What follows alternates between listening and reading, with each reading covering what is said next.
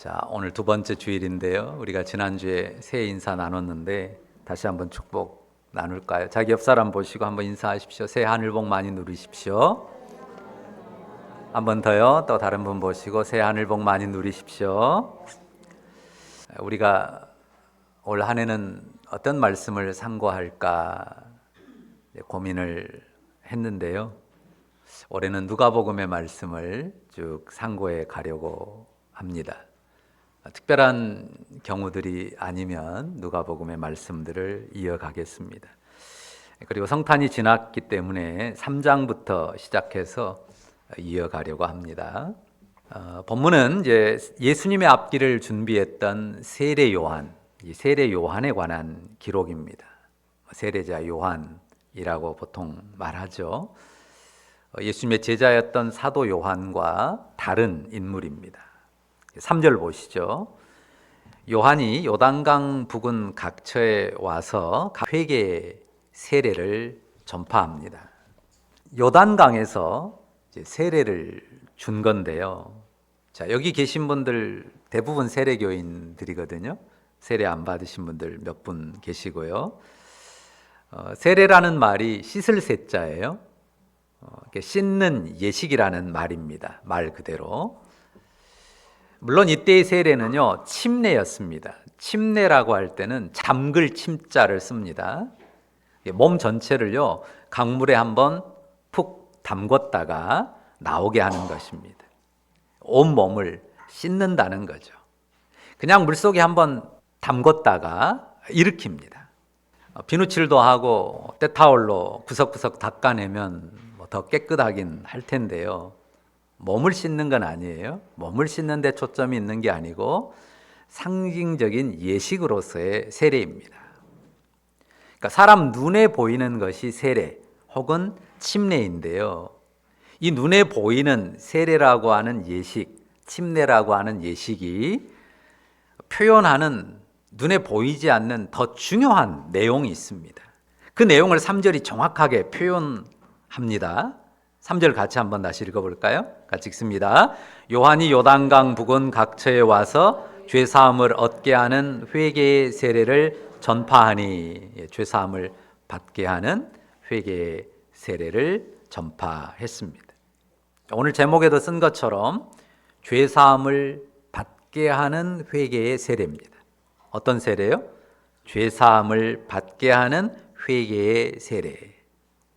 그러니까 이거를 뒤집어서 정리하면요, 회개를 통해서 죄사함을 얻었다는 뜻을 나타내는, 그 뜻에 씻는 예식이라는 말입니다. 그러니까 핵심은요, 회개를 통해 죄사함을 받는다는 것입니다. 자, 회개가 있고 세례가 있습니다. 회개와 세례를 구분할 것은 아닌데요, 이 회개와 세례 가운데 굳이 무게중심을 따진다면 중심이 어디에 있습니까? 세례에 있습니까? 회개에 있습니까? 회개에 있습니다. 중심은 회개예요. 세례는 외형입니다.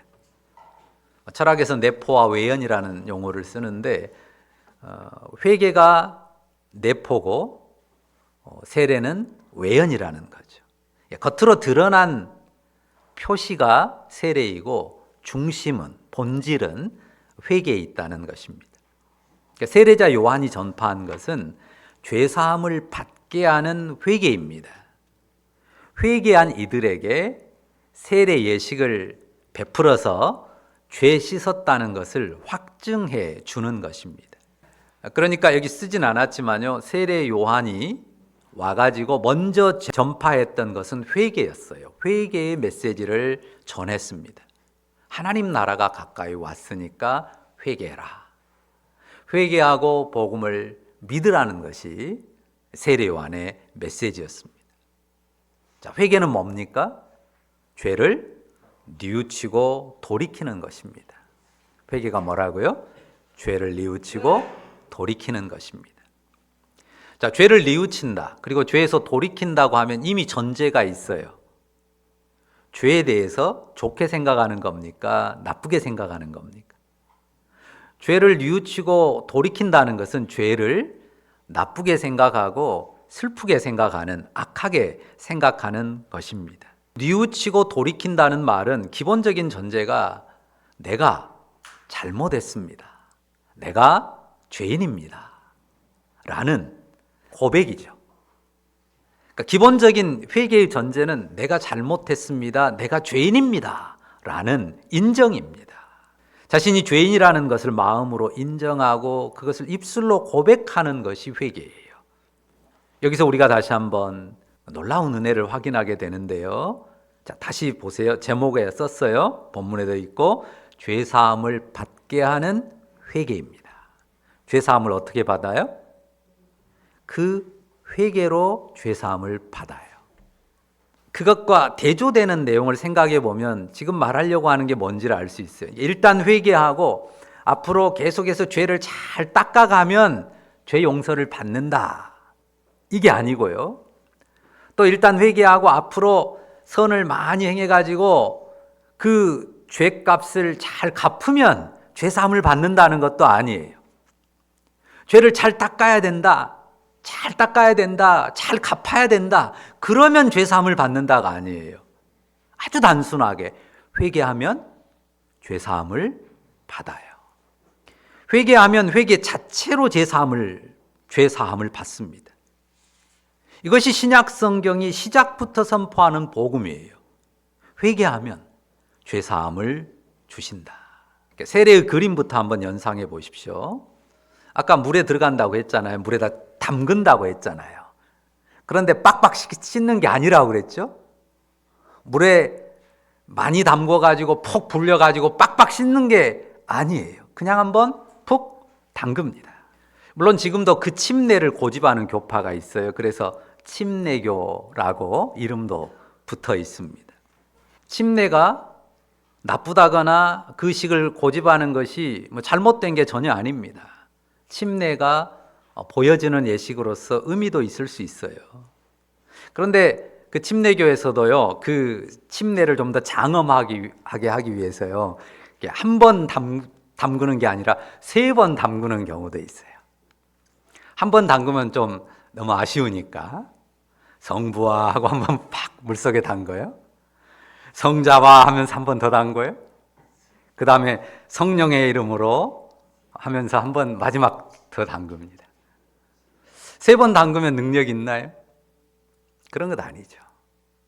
예를 들어서 우리가 세례를 줄 때도 약식으로 이렇게 이마에다가 물을 조금 바르는데 보통 그냥 머리에 대고 성부와 성자와 성령의 이름으로 세례를 주노라 이렇게도 하지만 조금 더 격식을 갖춰서 성부와 성자와 성령의 이름으로 3번 할 수도 있단 말이에요. 그러나 3번이 중요한 게 아니고 숫자가 중요할 것 같으면 7번 하든지 10번 하든지 물에 잠기는 게 중요하면 아예 푹 불게 오랫동안 담그고 좀 비누도 좀 좋은 거 칠하고 그래야 될 거 아닙니까? 물로 씻음은 뭐라고요? 상징하는 예식일 뿐입니다. 초점은 뭐라고요? 회개입니다. 회개가 초점이에요. 따라서 여러분은 대부분 약식 세례를 받았습니다. 그냥 물을 조금 머리에 적시는 정도로 세례를 받았습니다.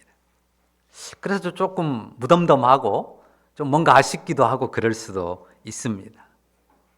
그러나 그게 중요한 게 아닙니다. 우리가 꼭 기억해야 될 것, 그리고 우리 마음에 깊이 새겨야 될 건 뭡니까? 온전히 은혜로 받는 죄사함이에요. 어떤 죄사함이에요? 온전히 은혜로 받는 죄사함이에요. 그러니까 회개로 죄사함을 받는 거예요. 제가 잘못했어요. 제가 죄인이에요. 제가 죄인인 인생입니다. 그렇게 고백만 했는데 그 고백만 가지고 그 믿음만 가지고 죄사함을 주신다는 말입니다. 그 은혜를 믿는 믿음의 고백으로 죄 용서를 받습니다. 회개가 핵심 초점이에요. 그리고 또 한 가지 중요한 것은 믿음이죠. 무엇을 믿습니까? 회개하면 하나님이 내 죄를 용서하신다. 내가 뭘 잘 행하고 죄를 잘 닦고 공을 많이 싸서 죄값을 잘 갚아서가 아니고 하나님이 회개하면 용서하신다고 하니까 그 믿음을 가지고 하나님을 믿고 나아가는 것입니다. 그러니까 하나님의 은혜를, 그 놀라운 사랑을 믿는 것이죠. 그러니까 이미 세례를 받은 여러분이나 또 아직 세례를 받지 않은 분들이라도 세례의 뜻에 대해서 이렇게 정확하게 기억을 해야 합니다. 그런데 본문에도 보면 잘못된 생각으로 요한에게 세례를 받으려는 사람들이 있었어요. 7절을 보십시오. 같이 보실까요? 요한이 세례받으러 나오는 무리에게 이르되 독사의 자식들아, 누가 너희를 가리켜 장차올 진노를 피하라 하더냐. 자, 굉장한 독설이죠. 이 독사 새끼들아, 그 말이잖아요. 이 말을 듣는 무리는 어떤 사람들일까요? 마태복음에 이 비슷한 이 동일한 내용이 그대로 쓰여 있는데 거기에는 정확하게 이 무리들이 바리새인들과 사두개인이었다고 지목합니다. 그리고 8절에 이 무리들이 품은 생각을 꼬집어요. 여기는 같이 한번 읽어볼까요? 같이 읽습니다. 그러므로 회개에 합당한 열매를 맺고 속으로 아브라함이 우리 조상이라 말하지 말라. 내가 너에게 이르노니 하나님이 능히 이 돌들로도 아브라함의 자손이 되게 하시리라. 그러니까 회개하겠다고 나왔어요. 그리고 세례 받겠다고 나왔습니다. 그런데 마음에 어떤 생각을 품고 있습니까? 그래도 우리는 아브라함의 자손이야. 이 마음을 품고 있는 것입니다. 아브라함의 자손이니까 어떻단 말입니까? 내가 하나님의 택한 백성이고 구원에 속한 백성이지 라는 생각을 하고 있는 거예요. 거기에 대해서 요한이 꾸짖는 겁니다. 지금 세례 요한이 선포하는 회개의 메시지를 진지하게 받아들이지 않는다는 것입니다. 그러니까 어떤 생각이에요? 우리는 아브라함의 자손이니까 이미 구원받은 백성이지, 구원은 따놓은 당상이지, 이런 생각을 갖고 있다는 겁니다. 그래서 회개하고 세례 받기 위해서 나오긴 나왔지만 그냥 분위기 따라서 나온 거예요. 형식 하나 갖추려고 그 분위기가 대충 그렇게 흘러가니까, 소위 말해서 요즘 트렌드가 그렇게 가니까 우리도 가서 세례 회개하고 세례 받아두자 하는 그런 식이란 말이죠. 그러니까 우리는 아브라함의 자손이야. 이 생각 속에 어떤 마음이 있냐면요, 내가 정말 죄인이야, 내가 하나님의 진노 받아야 되는 죄인이야 라는 그런 깊은 자기 인정과 고백, 죄에 대한 슬픔이 없다는 것입니다. 그냥 피상적으로 형식으로 회개하고 세례를 받아두겠다고 하는 것입니다. 그러니까 사회 분위기, 소위 트렌드를 따라서 요단강에 나온 것뿐이라는 것입니다. 그러니까 백성들이 다 앞다퉈 가지고 요단강 가서 세례 요한에게 세례를 받으니까요, 자기들만 안 받으면 뭔가 뒤처질 것 같은 분위기랄까요? 뭐 받아서 나쁠 것도 없고 그런 마음으로 나온 것입니다. 마음속에 뭐가 없어요? 내가 진짜 심판받을, 용서받을 수 없는 죄인이야. 하나님 앞에 죄에 대한 깊은 인식, 인정, 탄식이 없다는 말이죠. 그냥 필요할지 모르니까 자격증 하나 따놓는 식이라는 것입니다. 그런 식의 회개와 세례는 어떻다고요? 무의미하다.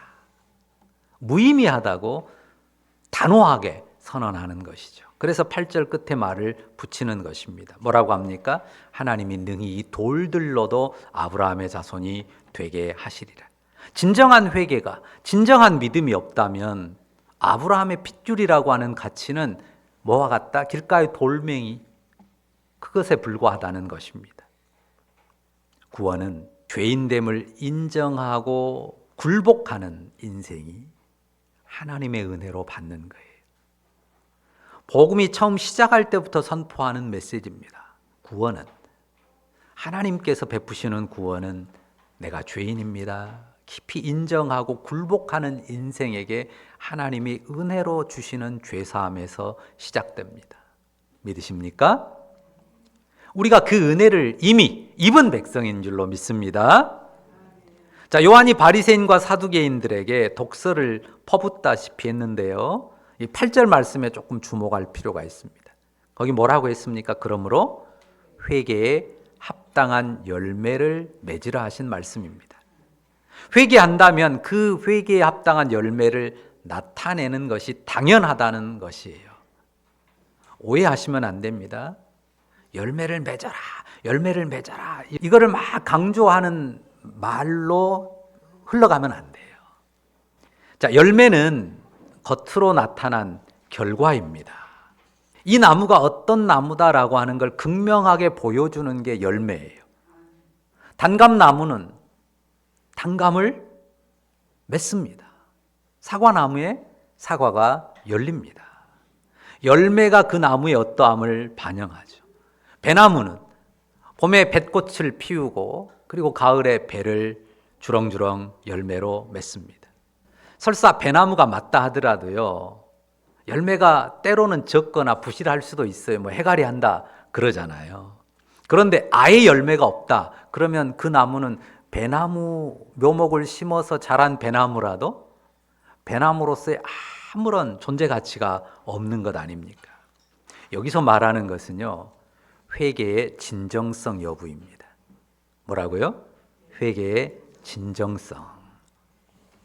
진정한 회개라면 뭐 열매가 좀 늦을 수도 있고 적을 수도 있지만 반드시 열매를 나타낸다는 것입니다.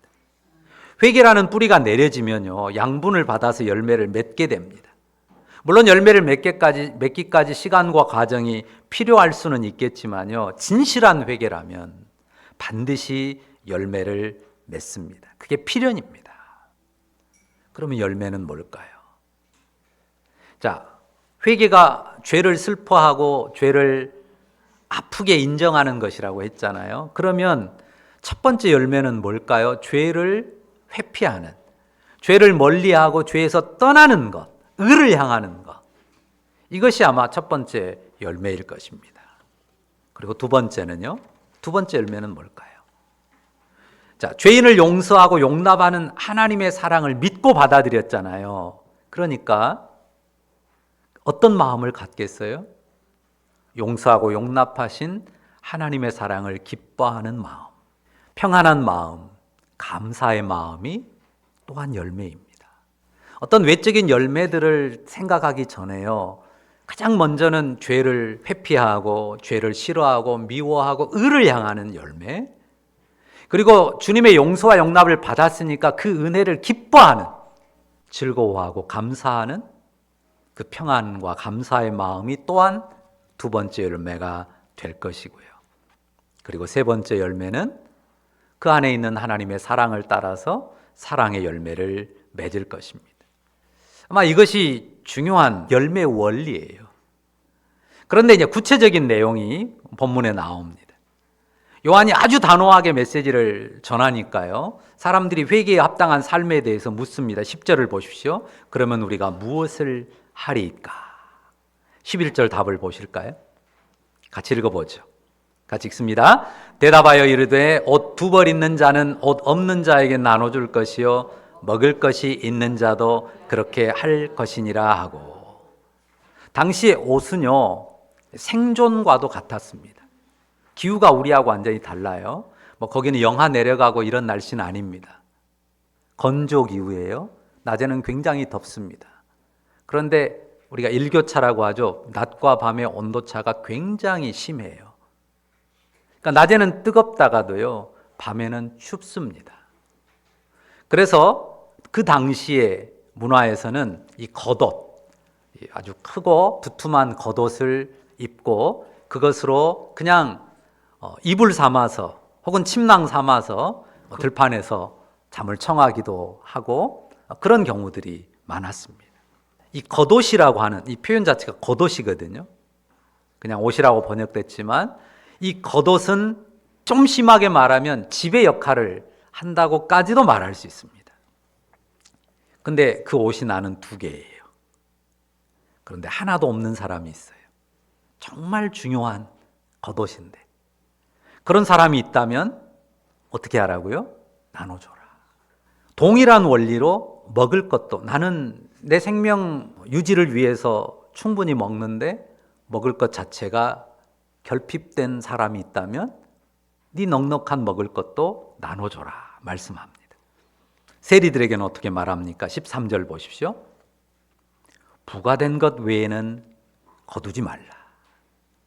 그러니까 힘으로든 거짓 속임수로든 자기 이속을 챙기려는 불의를 행하지 말라는 거죠. 14절 보십시오. 군인들에게는 어떻게 말합니까? 군인들은 상당히 권세가 있죠. 사람에게서 강탈하지 말며 거짓으로 고발하지 말고 받는 급료를 족한 줄로 알아라. 긴 설명하지 않겠습니다. 이 세 가지 경우에서 말하는 것은 이 죄에서 벗어나는 의의 삶을 구체화해 준 내용입니다. 그리고 사랑의 열매를 맺는 그 삶의 모습을 구체화해서 제시한 것이죠. 이 본문을 그대로 가져다가 적용할 건 아니에요. 오늘날 우리 상황은 굉장히 다릅니다.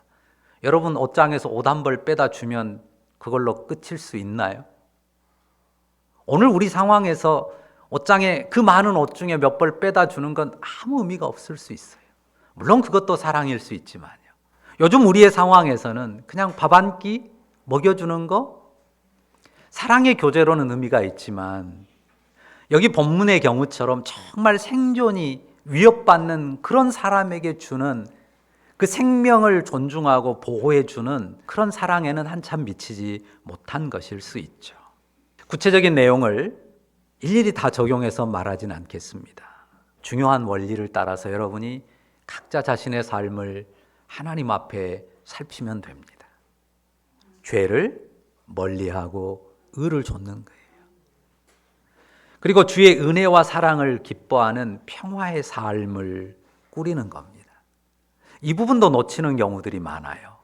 열매에 있어서 정말 중요한 것은 내가 하나님의 사유하신 은혜를, 사죄의 은총을 기뻐하면서 평안과 기쁨을 누리면서 그 평안 안에 거하는 삶이 매우 중요합니다. 그리고 그런 가운데 내가 하나님 앞에서 받은 그 사랑을 감사로 삶을 꾸려가면서 그 사랑을 구체적인 현실의 삶의 열매로 맺어내는 것입니다. 우리가 이미 복음 안에서 하나님의 아들의 피로 죄 씻음을 받은 그 은혜를 받은 사람들인 줄로 믿습니다. 우리에게 주시는 하나님의 놀라운 은혜를 입은 자들로서 또 그 은혜와 함께 그 은혜에 합당한 열매를 내 삶에 풍성히 누리면서 삶을 꾸려가는 우리 모두가 되면 참 좋겠습니다. 그런 은혜와 열매가 여러분의 삶에 가득한 2026년 되기를 바랍니다. 기도하십시다. 사랑의 주님 감사합니다. 우리가 죄를 잘 닦고 죄값을 잘 갚아서 죄 씻음을 받은 것이 아니고 다만 우리가 죄인됨을 인정하고 앞에 엎드린 회개만으로 우리를 죄 씻음 받은 백성, 아들의 피로 씻김 받은 주님의 친백성과 자녀들을 삼아 주셨으니 감사합니다. 아버지 그 은혜를 알고 인정하며 그 기쁨과 감사 가운데 평안 가운데 거하는 주의 백성들 되게 하여 주옵소서. 그 평안과 기쁨 안에서 죄를 미워하고 멀리하고 의를 좇으며 그 은혜와 사랑으로 또한 우리 주님 기뻐하시는 사랑의 열매를 진심으로 삶의 복으로 채워가는 주의 백성들 되게 하여 주옵소서. 형식이나 위선으로 신용하는 열매가 아니라 혹 부족하더라도 정말 우리 주님 앞에 진실한 진정성이 가득한 의와 사랑의 열매, 기쁨의 열매로 맺어가는 주의 백성들 다 되게 하옵소서. 하나님 2026년에 그 열매가 하나 또 하나 우리의 삶에 쌓여가고 그것으로 하나님께 영광 돌리기를 원하오니 주님 우리의 길을 인도하옵소서. 예수님의 이름으로 기도합니다. 아멘.